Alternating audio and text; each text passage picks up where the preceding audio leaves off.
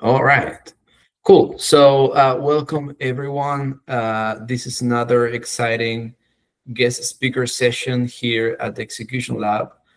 For those that may watch the play later and don't know about us, so we are a group of people. The Execution Lab is a place where people build income first businesses. If you are interested in what we do, I'll drop some links in the chat. And if you'd like to join future guest sessions like this, make sure to subscribe to our Luma channel. We host approximately one session per week. Today, we have a very exciting guest, Jun Han. He helps complex B2B businesses clarify their message through visual strategy, closing the gap between how founders see their product and how the market understands it. With a background in sociology, psychology, and corporate sales, he transitioned from a traditional career path into building his own creative business.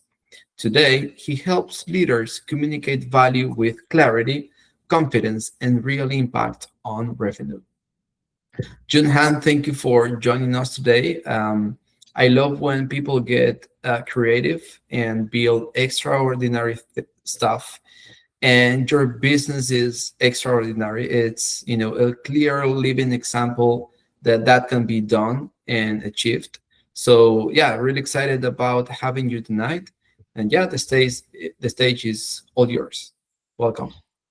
Right. Thank you, Abel. It's nice to see you again since we connected, I think, a few months ago. And thanks for having me on your program. And hello, everyone. We have an intimate group. I see Yempo, I see Marcella and Deepika.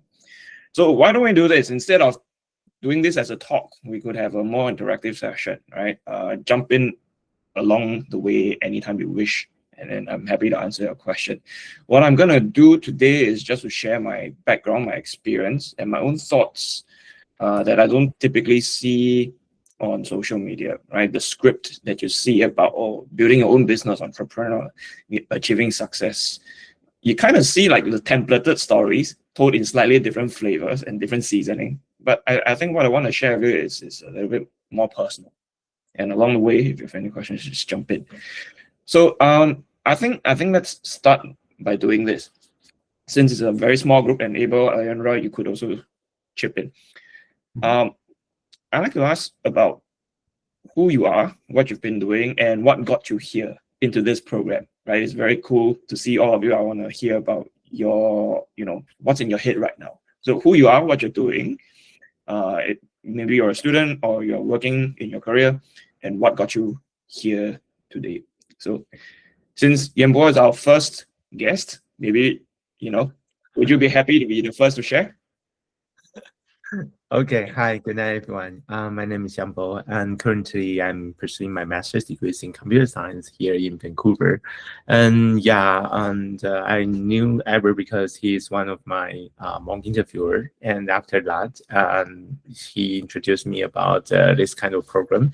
And I think to a current trend that having passive income or start a business is one of a way to not only create your income, but also it's a way to train your creativity. I think that is a very interesting thing because the time change very fast. Sorry, the world change very fast, right? So we all know that if we just follow the traditional pathway and we know the pension obviously and considering about aging and the decreasing birth rate, we cannot satisfies our future costs. So I think that is the reason being here. And honestly, I started taking some workshop and reading some books like and then I got something to know basic business. However, I didn't really have a hands-on experiences. So that's the reason I come here to learn from with you. Thank you. Okay, cool. Thank you. How about Marcella? If you're able to talk, you might be driving. If you are, it's okay. Hi, everyone. Um, well, my name is Marcela. I am a visual artist, and I also studied to be a teacher, uh, but I don't like that path. I right now I am trying to make a business or my own path. I don't know how to say it, but I want to mix uh, my experience life because I travel, I move many times in my country and in another countries.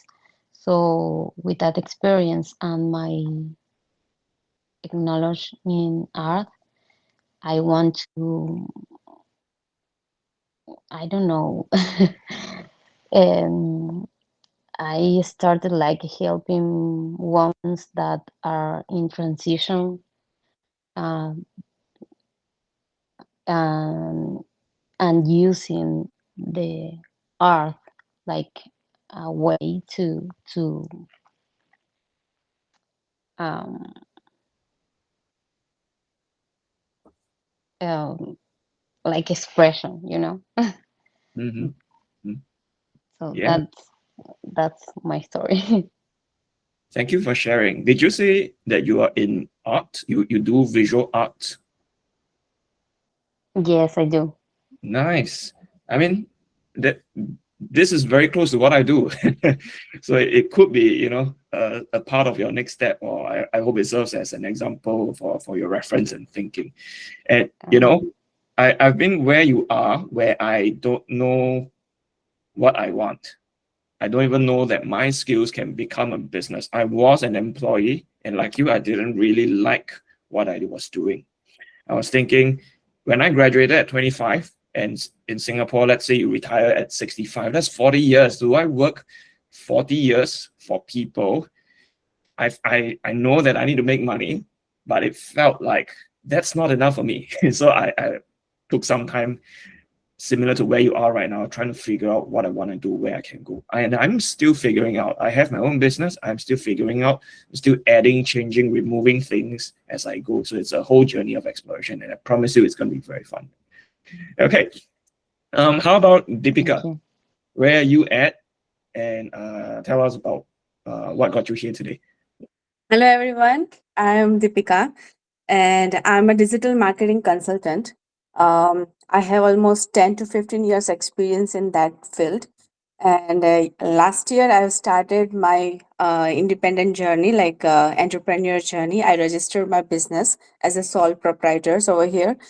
And I'm helping especially for the small businesses who do not have a good budget to give money to agencies, but they want a quality work for their marketing. And I'm helping those people who are not technically sound, because marketing is right now it's very complicated because of AI, right? So many people do not understand, and they have more expertise in their own business, like product based or service based. If they want to learn marketing, then it will be the new story for them.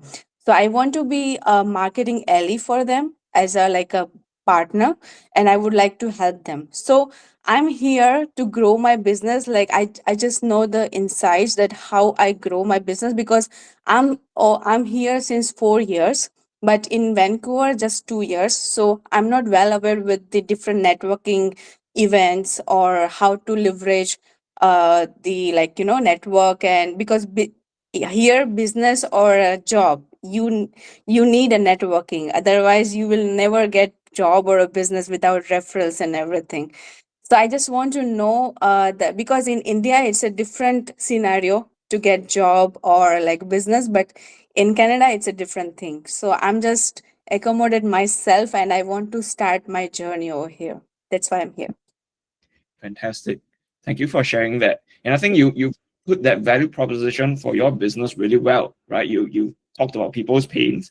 You mentioned the gap and how you can resolve that gap for people, be the bridge.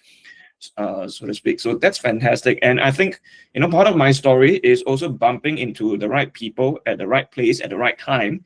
And I could never have planned for that, right? All the things that I have right now and that are coming is a result of meeting people and getting out there to know people, whether it's at a physical thing or an online community similar to what we have right now. That's a fantastic way to meet people and just being open to possibilities. So you're in a good spot. Yeah. We also have Marcos. Would you like to share a little bit about yourself? I know you've just come in, so we're just going around the room to say who we are, what we're doing, and what got you here today in this room. Okay, yeah, hello.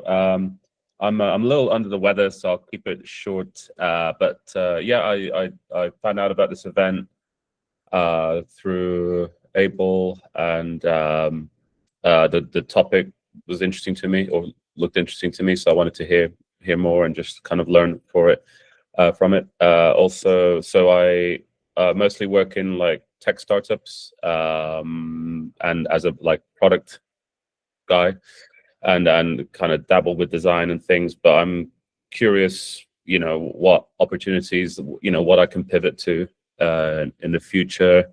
I don't see myself working in tech for 20 more years. It'll be interesting to see what other avenues there are. And I know, yes, storytelling, marketing, branding, it's a part of every business, and it's just good to get an understanding of it and perhaps a competency on it over time. Yeah, fantastic. Okay, so I think we've heard about everyone's more or less our guests' stories about what got you here, right? And that you are thinking about where else can you go to. So I won't be sharing a lot of slides, but I want to occasionally show you some things. So this represents my whole entrepreneurial or even career journey so far, right? What got us here won't get us to where we want to be. And this doesn't mean your level of happiness or satisfaction or your income, right? It's about phases, right? For me, what got me started on the left side was graduating, getting into a job, realizing that, hey, I'm really not happy doing this for the next 40 years. What am I going to do? And I stayed at the plateau for a very long time until I discovered ideas and people and opportunities. And with time, incubating all those ideas in my head, I found a way to move forward and break through. And I think it's a interesting thing when I look at my friends. A lot of people complain about where we are, how miserable we feel about our job, the income that we have and stuff like that, and then they don't move. So this plateau can stay on for very, very long, even to the end of our careers. And I think that's a waste, right? But if we keep an open mind and explore ideas and have the courage to test things out, then we can begin to have little breaks out, and we might come back to the same plateau every now and then because we haven't found the right idea. But if we keep experimenting, we're eventually going to find the right path for us to break out and get to wherever we want to be. Okay, so that's the idea. And the idea is, you can stay or you can rise. And my job, as I've mentioned or hinted earlier, is I'm a visual strategist. I help people explain ideas visually and help people see complex or abstract ideas in an intuitive way. That graph, as you've seen it earlier, is an example of that. But what kind of visual or what kind of intuitive visuals I do for people, right? Let me just show you some examples, just so you can get a sense. And I think this is relevant probably for people in marketing, people who might be doing visual art, who want to be more creative in their work. So this is me. You can find me online, and I believe Abel went through some of my stuff before before he got me onto this session. But anyways, this is what I do. I create pictures that tell people something complex in a simple way, and this one has reached millions. When it comes to building a business or creating your own career for yourself, there's a lot of testing, a lot of experimentation, and I think I do that on an almost daily basis with works I put out to clients. This picture is a fantastic example. When I drew this, I thought it was really ugly, I didn't think that anyone would like it. I was also wondering if people would understand that these are strands of ropes coming together to form a thick, strong rope, right? The weaving of the fibers and all that. So I drew this, I put it out there, went to sleep. Next day, it blew up. It went viral. And this one got me a number of clients as well. People see this and say, hey, I like the way you think. Can you think and portray my business, my product, my service in your unique style as well? So this is one, and there are others as well. Things like this, something abstract or complex, but if you could put it in a really intuitive or relatable way, people are just going to enjoy it. And there are a lot more of these, right? A lot more of these ideas where I put out simple pictures that lifts people's mood. And if you are interested, you can find me online. This is me on Instagram. Abel is going to send you the link later. This is me on LinkedIn as well. If you'd like to connect and talk about some ideas, I'm always happy to chat. But anyways, back to this. So I'm a visual strategist. I've been where you are, and I'm still in the race. It's not like I've reached a certain point of success. And I think the true entrepreneurs who are not sharing for the glory or the prestige would always tell you this thing as well. When you're in business, you're always thinking about the next pivot. Why? Simply because what works right now will stop working in future, and it's even more so these days with things like AI. What worked for me cannot be done in 5 minutes with AI sometimes. And what's going to happen is that if we don't find the next step or elevate ourselves to the next level, then other people who use AI is going to replace us, or AI tools are going to replace us, right? So we have to keep pivoting. So how I got to where I am with 100,000 followers and more, and also people reaching out to me and asking for my services, it started off with a 90-day experiment. Back in the day, I didn't even know that this could make money. This could be a career line. But I took up a course. I took up a course to learn how to express my ideas visually. And I said, okay, this is, if I don't do anything about this, it's going to be like the many books I have in my bookshelf. It's going to stay as an unused book. And that course was not cheap. Back then, okay, it was just $250 US. But for me back then, early stage, close to my graduation, fresh graduate, I think it was really expensive. And I said, okay, let's treat this like a job. Let's take this as a probation. I don't know what this will lead to, but I know that I should at least take the next 90 days to practice, put out 90 illustrations over the next 90 days, right? And I think I was lucky. I decided to put it out on the internet because if I only practiced it and put it in my own computer, my cloud, my folders, nobody's going to see it. I gained the skill, but then I don't know the potential. And so I thought, okay, if I have an idea that I visualize, maybe some other person on the web could enjoy that idea as well. All I was able to do and be in control of is whether I upload it online. So I did that, right? Fresh Twitter account, fresh Instagram account, and LinkedIn. I never posted it before, but I decided to post my visuals.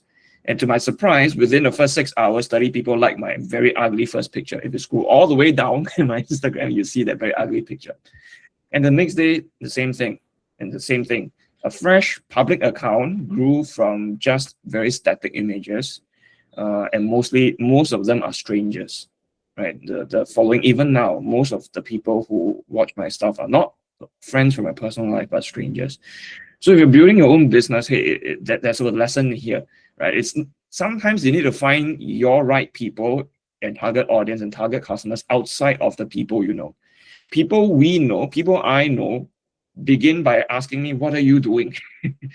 I don't think this is what you should be doing on LinkedIn. And I don't see the value of this. Why would people want to pay for you to do this? You should be focusing on your job, upskill yourself in a better way. Art is not going to make you money. People don't pay for art, that kind of thing. So let the market find you by putting yourself out there. First 90 days, it was challenging. there are days that I had a lot of ideas. I remember the best day I had 17 illustrations drawn. And then the next 5 days, I had nothing, right? So in the first 90 days, I was, looking back, I was very, very grateful for that initial rule that I set for myself. For the first 90 days, no judgment. Just make sure that I have, by the end of 90 days, make sure that I've posted 90 times online. And by the end of 90 days, I knew that, okay, some days are terrible. Some days life gets in the way. Some days I have no ideas. But I can always get through them on the next day and the next day. So what that told me was that I need to stay in the game long enough for me to notice the patterns. And by 90 days, I have a decent size following. I decided to expand this experiment to 365 days. And the game was actually, will I run out of ideas? How dry can I squeeze my brain? Right? And I was constantly pushing myself to run out of ideas. It was a game to me. Within 6 months or so, people started reaching out. Hey, can you do this for my business? Can I pay you to do this? I need this kind of thinking.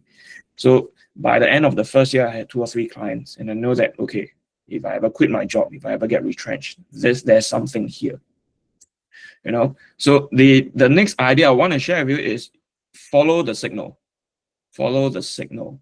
You may not know what's coming. You cannot always plan for things, but if you give yourself sufficient time, give it a probation period. What if you try this without any pressure, right? And let the market respond to you. And if there's momentum, pick it up and go. If it doesn't work in your first 90 days or 6 months, then say, okay, moving on to the next idea. But keep trying and then hear about the momentum from the ground. Yeah. So what happened next? What happened next was, you know, taking it to the next level. And I'm still doing that even now. My limitation was that I don't know a lot of things. I didn't know how to write. That's why I went to find visual thinking. I didn't know how to turn my visual thinking into a business. That's why I sought out organizations, memberships, communities, and started learning. Even today, right? There are a lot of people who have succeeded in my contemporaries, visual artists who have succeeded way more than I have. But they're doing different things in different markets. So my focus was to go into B2B, helping companies and corporates, while most of my peers are working with thought leaders, authors, coaches, influencers. So you got to see what you like and what you don't like. And this is what I want to show you. We all begin as something simple and basic, but we take what we have and become more. Okay, so all of us begin as plain paper, right? But it's what you do with that paper. Are you going to become a piece of writing? Are you going to become a beautiful canvas for art? Are you going to be something more different, like a origami artwork, paper crane, or flowers and things like that? So it's up to us to experiment and find what works. So, and you know, as I said, I'm not brave. I didn't take the leap of faith to leave my job, but I built this concurrently with my job. So it took some time, and eventually it came to the point where after COVID, companies were downsizing, and so did my company, and then I lost the job. So then I left. I left and I looked back at what I had, all the different skills from my days as a psychology major, sociology major, my time in corporate sales, and my visual art that I put out on the web. And then I started seeing, okay, I have a skill set to service people, and now I need to sell. That's where my sales experience came in. And I knew audience psychology, so or people psychology. So all these things can put together for me to move forward. So, you know, I like to encourage people that you should have hobbies or different things that seem unrelated and unconnected, because it's those different things that will eventually come together and bring you your solutions.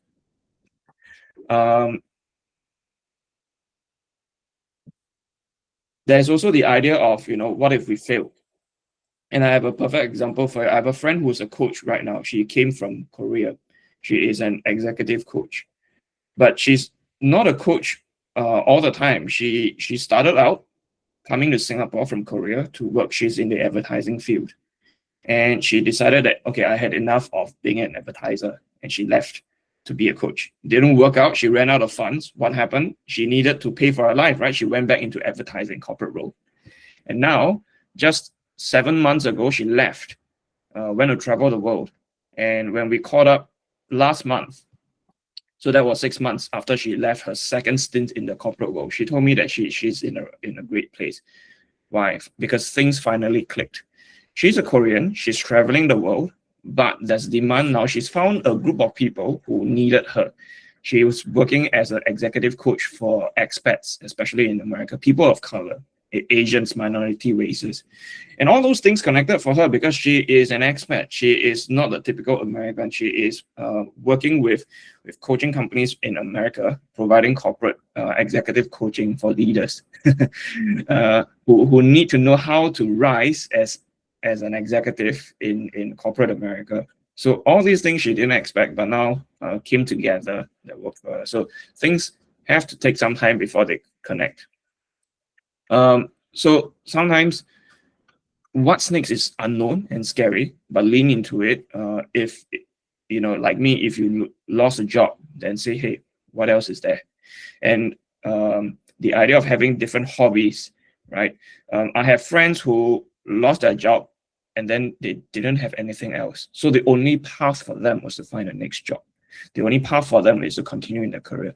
But if you had a skill set or a hobby, or you've been experimenting with things, number one, your identity is not tied to your job. You'll feel better. Number two, there are different ways that you could monetize, and then you have options to expand into. Okay, and I think ultimately it's about the survival and stamina. I got to where I am today with a couple of years with hardly any income, and it was scary. And I think the stamina and the persistence is important. So I had funds from my previous employment and all my previous life savings. It allowed me to test and without desperation. So if you can, I think the first thing to look at is how much am I spending on a month, every month? And how much do I have? How many months do I have? And every single deal that comes in isn't for me to enjoy. Every single deal that comes in was buying me more time in the game, so that I can figure things out. Sometimes when we are too close to our topics, it's hard to see. We need that time for ideas to ferment, to grow, and then it will eventually click for us. And there are some days it's really going to be very tiring. And a lot of people quit. When I started expressing ideas visually, I started with a cohort of, I think, over 100 people, but the ones who are still active in the game, just maybe under 20 people. So days will come when it feels too difficult, but I think it's like a hike. There are days when it's so tiring, but do you just abandon the hike? First of all, if you're on a hike, you can't just teleport yourself back home. The other thing is that, just take a rest, right? And then continue later. Right? Put down your backpack, sit down, have a meal, have a nap, or even sleep, wake up the next day and pick up your backpack again and continue. Right? So it's not about am I going to succeed at first try? Sometimes I just need to have a break. I also mentioned, or I talked about evolving. Abel knows me as the visual strategist. That's because we talked in December. And because I constantly place myself in different rooms, different communities, meet different friends, talk to different people, I found new people. I found new ideas. And my growth is people talk about having a business plan and then executing the plan. But my plan has always been like a dewdrop strategy, right? In the cold morning, in the wee hours, water droplets form on a leaf. Enough droplets will come together and then merge into a running river of water. That literally is my strategy. And by placing myself into different environments, meeting different people, I meet all sorts of friends. And even now, and especially now, the fantastic and fun thing is I'm expanding beyond just visual storytelling, visual strategy. I'm talking to people and getting into speaking and training and getting into AI solutions, AI training, Enneagram personality development, and corporate consulting as well. So none of this was in my plans, and especially not at the end of last year, right? End of the year, I always sit down and think about what I want to do next. I always had grand plans. But recently I met a friend, a mentor, who opened up the whole new entire world of business opportunities for me. So putting yourself in different rooms in a program like this, it's you may not always get something out of it, but you always get one tiny next step, and that's what you should be thinking about. What's the next tiny step to take instead of what's the whole big picture and the entire 100-step blueprint? Yeah. So I think, you know, the key thing for us is to always have that question mark in our mind. We look at what we have, and then we question what else can we do. And by asking ourselves what else is out there available for us, we stay open to exploring. Okay, and when we stay open to exploring, opportunities will come to us. There's this funny thing about our culture. Maybe it's a social media thing, or even a Singapore thing, but culturally, I feel like we have been encouraged too much to try and know and work towards a goal. But sometimes by asking questions and telling people what we do not know, opportunities will come to us. So instead of just working hard towards those goals, can we set up ways for goals or for opportunities and ideas to come towards us? And I think the simple way to do that is really to tell as many people as possible where we are, what we actually wish to be or have, and let that messy middle, the big question mark in between, you know, find its way to us. Other people would supply us with the ideas. So I do have just one last idea to share with you. But before I get that, I think that's a fantastic way to close. But before I get to that, you know, I've been rambling on about my experiences, my various ideas. I want to hear from you guys as well. If you have any comments or questions, or anything of where you are right now, maybe I could solve it for you in this session, or maybe not. But I think it's good to get your ideas or questions out into the room. Yeah. I'm going to start by saying that it is really impressive for, to clarify. So you didn't study art. You studied sociology, right? So you went to school for a different career. You got a job for a different career, but then you realized that you were good expressing ideas visually. So I think that is something impressive that more people have to be aware of. Like, you don't necessarily have to work what your title says. You can, as you said, understand, like, everything that you have on your backpack, like hobbies or things, and then build a business on top of that. So one question that I do have around that is, this is something cultural as well. I don't know how this works in Singapore, but usually in Canada and also in South America, where I am, our families want us to study, and then they want us to graduate, and then they want us to work about whatever we went to school for.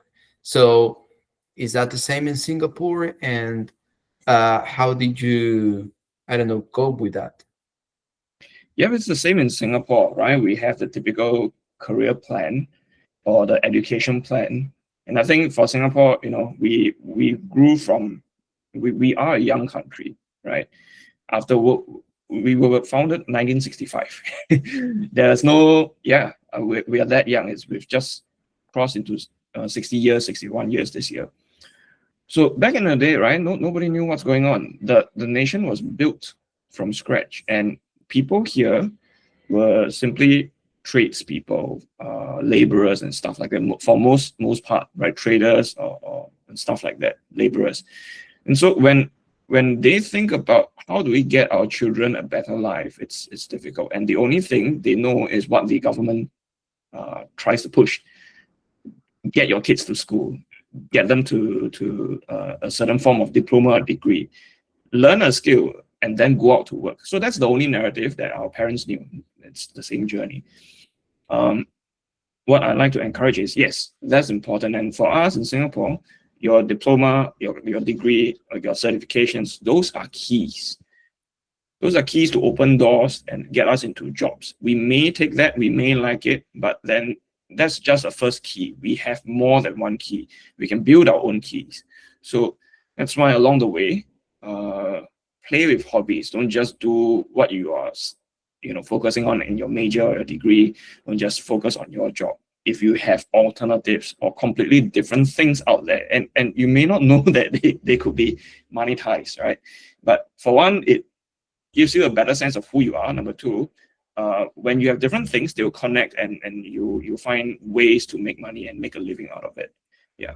I don't know that I could be an artist. And I think that making money as an artist or making money with some form of art seemed entirely ridiculous if you ask that version of me 5 years ago. But yeah, if you connect different things together, they could work. It's not art that I do, right? It's visual communication, strategic communication, problem solving, combining all of this in an artistic form. Hey, suddenly I've got something that is not very common. Marketing people do marketing, but what if you combine visuals and storytelling with marketing? Hey, that's a new service you can package for people, and that's kind of what I do, right? So testing and exploring. Yeah, so interesting. Yeah, combining all your we call them bricks in our program. So it's beautiful how you are combining all your bricks and coming up with even variations of your own working business. It's amazing. I leave others ask questions because I always like over ask a lot of questions and don't leave room for anyone else. So please, guys, feel free to ask any questions you want. Yeah, I have a question. First of all, June, I really love your work because I'm very active on LinkedIn, and whenever I see such kind of visuals, is always give me a lot like impactful, right? Because sometimes this kind of visuals give you more impact than the words, and I really admire that. And I always want to try such kind of visual art for my post because, but I'm not that talented in visual arts, so I can't. But I have a question for you that you said that when you started on Instagram, and some companies approached to you for the work, right? Like they want to become your clients. So at the time you realized that this business has some money, or you already had a plan that okay, through this art I can earn money, or I have different kind of ways to earn money through this visual art. And another question is, you said that now you started public speaking and training and those things, but visual arts is all about is like introvert, or like wordings are not there, but you started in a public speaking. So how that shift comes in your life? It was planned or it's unplanned? So a lot of things are related, not exactly planned. And I would say if I had to answer in just one sentence, the answer is it's unplanned. Public speaking was a problem I had when I was 17 years old. 17 in school was the first time I had to stand in front of my own classmates and a panel of teachers whom I know, every single one of them, right? But then the script I was holding in my hand, right? I was shaking so much I cannot even read the script. So it was terrible. And then I went to uni and all that, and I decided I have to solve this problem because I cannot, if I go into the workplace and I cannot speak, how far am I going to go in my career? Okay, so it all fed into what I do. So in my uni days, I did public speaking, Toastmasters, and all that sort of stuff. I paid for coaching and all that after I graduated. So that fed into my visual storytelling as well, because when you need to speak, first of all you have to be clear on your idea, your message. Number two, you need to be able to capture people's stories, right? So my visual storytelling only happened in late 2022. That's like years after I started learning public speaking. Was there a link? I don't consciously know, but I think that there is a link. And coming into visual storytelling, no, I did not know that this could make money. I knew that so how it all started is a desire that I want to do something for myself. I don't know what business I could create. Right before graduation, in my 4th year of my bachelor's degree, I knew that ahead of me is 40 years of working life. And it was scary. Somehow it was scary for me that it's going to be 40 years of working for people. I want to build something of my own because my job can be taken away at any time by people who, I don't know, the job no longer exists, the company no longer exists, and what sort of things, right? And I think that I want something for myself. Didn't know what it was. I started actually with writing book summaries, right? Because I figured that this is a very sustainable venture. I would benefit from reading the books. If I found something that spoke to me, it's valuable. The very least I could do is to put it out and make it available to the world. I cannot be responsible for the actual impact, but I can be responsible for making it available. But you know what the problem is?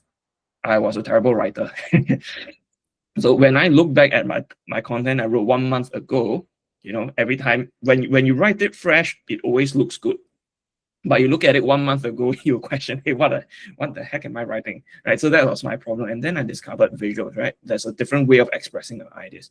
So I thought, hey, that's a solution. It would help me remember my ideas better. And it's, I solved the problem of terrible writing. So I started with visuals. Didn't even know that you could make money. I just knew that I want to put it out there for my own and my own benefit and make it discoverable. So people started reaching out, and hey, I didn't even know how to charge for that. So it took a long time to raise my fees, structure my services. I had a lot of terrible experiences as well. Clients who took advantage of my very obvious naivety. But I learned along the way. I definitely left a lot of money on the table. But now I know how to charge. How do I defend myself? How do I make myself sound a little bit more premium and necessary for different businesses? So all these things roll in over time, unplanned, but picked up through experience. Yeah. Thank you so much, Jun. Thank you. So interesting. Yambo, I think you had you wanted to ask something? Yes, let me Yeah. find my note. Yes, I like this very good idea, and thank you for team. Sorry, forgot the previous lady's name, but thank you, thanks her for also helping asking the question. And yeah, and I really like your idea that it's kind of honestly it's a kind of trial, but it brings out a very good outcome so far. And I would like to follow up a question is that currently how you make your pricing for your B2B structure. You based on yeah, that's a very interesting part. I would like to know about your business model so far. Thank you. So this could be like an entire series of its own. But in short, I like to offer some things that I find really powerful when working with clients, especially in the creative field, and when you're talking about something that they hold very preciously, right? Because hey, this is my business. I need everything perfect, right? So that's one thing you could do to immediately help yourself. Don't offer one thing, offer at least two, ideally 3 things. Okay. What I mean by that is giving people options. And this is what I learned from psychology. If you only offer people, if you're servicing your clients or if you're proposing a solution for them to buy, if you give them one thing, they'll be thinking, okay, do I say yes or no? Do I buy or not? And that's when you're proposing a solution, right? I have this service. Would you like to take it up? The answer is a yes or a no. Or I have 2 options for you. I have 3 options for you. Option 1 is the basic. Option 3 is the amazing stuff. Option 2 is the what I think is ideal for you. Which one would you like? Now the question shifts from being yes or no to which one. If they take the cheapest option, I'm still happy because I'm willing to do that work for that price. If they take the most expensive option with the most complex solution, number 1, I'm going to be stressed about making sure all those things happen. But number 2, I'm very happy because hey, I've got the high ticket earnings, and I can take part of that and find other experts to help me out subcontract the solution. I might not be a good writer, right? I can subcontract that element out while I focus on the visual thinking and the creative strategy, for example, right? And if I need SEO support, I don't do technical marketing, I can find a vendor to help me do that and solve my client's problem. And then in that way, I shift to become my client's partner. Or if they want something in between, which is actually my expertise, right? coming out with the content strategy, the visual concepts, and then showing them how to use it. That's the main thing that I package for them. So always offer options. The bare minimum, the thing that you love doing the most, and the gigantic, amazing stuff that you might need to call upon others, and you price them according to 3 tiers. Yeah, so that in a nutshell is my model. Offer options, and within the structure of those options, push them towards what you actually wish for them to take. Yeah, thank you, Jun Han. That's a very good idea for the options. Is psychology. I totally agree with you. And also, you currently, based on my understanding, is that for per project pricing is right. Would it be possible to be like a continuous, continuous income, or you have some classes based on this kind of skill that you can scalable? That is my follow-up question. No, I experimented with a few things. I do have a static, pre-recorded online course. Every now and then people buy it, and I wake up and see like a PayPal or Stripe payment, and I'm very happy. Right, so that is something like a very low background thing that's available there for people to get from me. I mainly work on project basis, and what that means is basically in a year, all I need to do is to get 10, 12, 15 clients. That's all. Imagine just one client a month, right? Average, if I get 10 or 12. So I price my stuff accordingly to reach the earning number that I wish. Do I want to have the retainer model? Probably not for my visual strategy stuff, because I don't want to end up being the content mill for the client. I rather enjoy re-explaining their stuff or transforming how they explain their businesses, and let them take those assets and run. There are very few clients that I actually offer on a retainer basis. Now, I know what you're thinking. Retainer means stability and predictability. I'm building my predictability on speaking and training, and that's a new thing for me. Why do I not want to do my core expertise of visual strategy, visual storytelling on a retainer basis? Number one, when you're working with creative people, or when you're offering creative services to non-creative people, people get very perfectionist. They tell you, can we change this? Different color, different words, and all that. And they're all inconsequential. But to them, it's very important, because number one, they feel like they paid good money for it. They want to tweak until they feel happy. And let me give you an insight. Most clients will never be happy until they see the result. But they won't see the result if they don't accept what I've created for them. So that's why I always go on a project basis, and I always position as, okay, take this, publish it, go and deliver your marketing, your client engagement, your sales pitches, and all that. Then you come back to me. So and most of the time that solves that problem. And it's always a painful process. And that's why I don't renew them on a renewal contract. There are only 2 or 3 that I work on a retainer basis, because I know from the first project that they're genuinely a pleasure to work with. So choose who you want to retain. Yeah, if you can solve that problem and move on, that's perfect. And each customer will always be able to introduce you to the next one. So that's good enough. Yeah, I have multiple projects, different people to work with. And in a sense, that helps me sharpen my sword as well. Because if I work with different businesses, different concepts, and different people, then I grow as a person, learn more things. If I'm only working with 2 or 3 or even 5 retainer clients, then I'm just stuck with my experience. I know these 5 clients really well, but I don't know more. So that's also a strategic play on my end. I want to play with different people and ideas. Yeah.